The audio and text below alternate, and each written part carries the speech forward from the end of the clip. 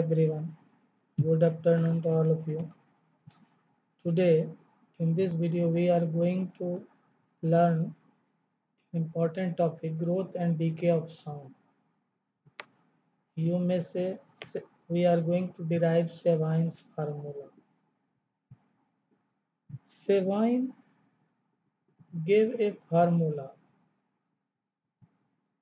Purpose M to calculate the time of reverberation.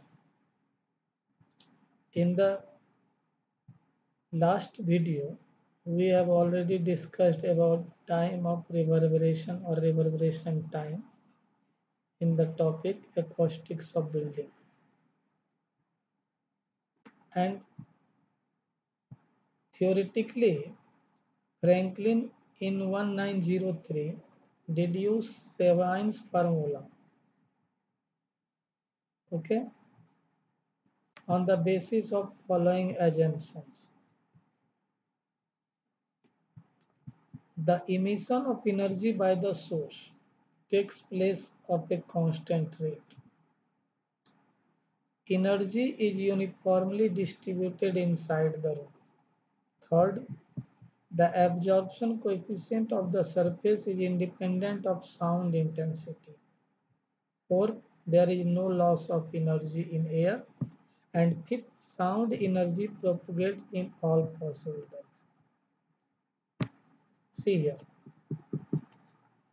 when we put a source of sound in any room, especially in a hall, big room, big size room, or auditorium, the sound energy, you may say sound or sound energy, which is which spreads in all direction, and for calculation of time of reverberation we consider a source of sound which is emitting continuously sound. Again, let P be the rate of emission of sound energy from the source. Here, rate of emission means the sound energy with which it is emitting, its rate is assumed to P, and volume of the room is V. So P by V will be energy density, because P is the rate of emission of sound energy from the source and V is the volume. So P by V is the energy density. Next, we assume that E be the average intensity, that is energy per unit volume in the room at a given instant.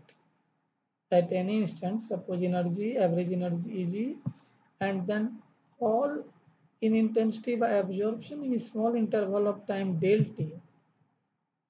It depends upon four factors. First, average absorption coefficient, because the material present in the room will absorb the sound, and the time interval del T, the number of reflections N, and energy density E. So it depends upon four factors, and so we may write in the combined form del E by del E is equal to average absorption coefficient, time interval del T, number of reflection, and E energy. Now we calculate the rate of absorption of energy, that is del E by del T. Simply we may shift del T from this side to other side. By statistical method, Jagger calculated that the total number of reflection per second n is equal to Cs by 4V. This formula you have to remember because we are not going to derive here. Okay, so this one n, and if we return to equation 1 here n, now we may write del E by del T is equal to A average, and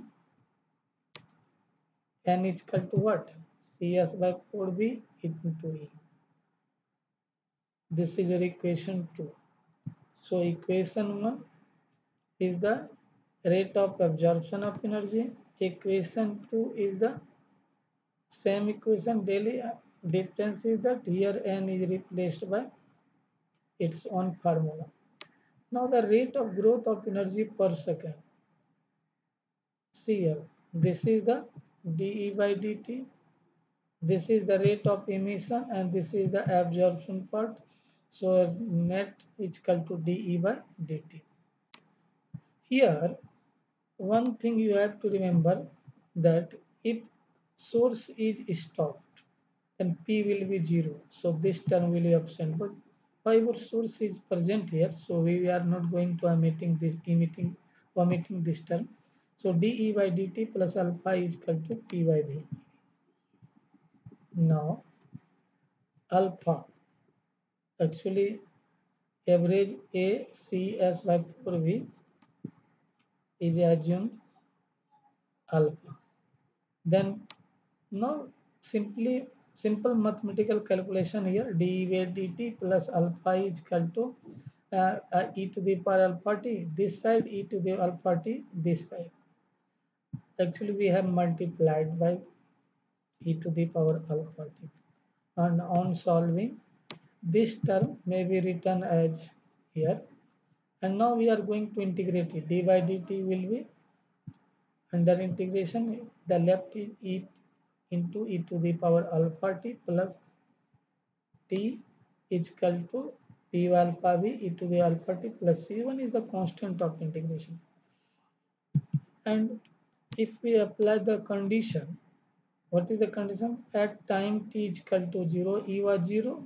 So here c1 is equal to this one, and now c1 is set here.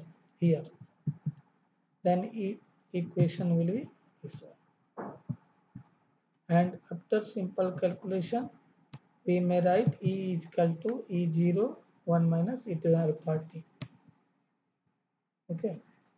This expression shows the growth of energy density with time after the start of sound shown in figure. This is the figure. This is the growth of sound. This one.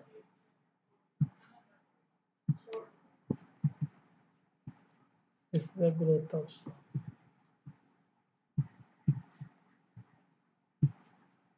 Okay.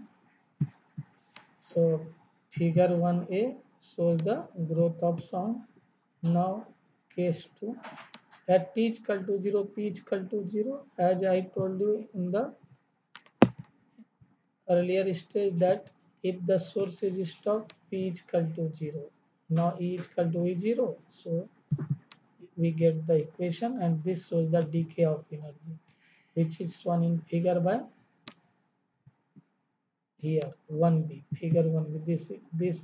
This line represents decay. Okay.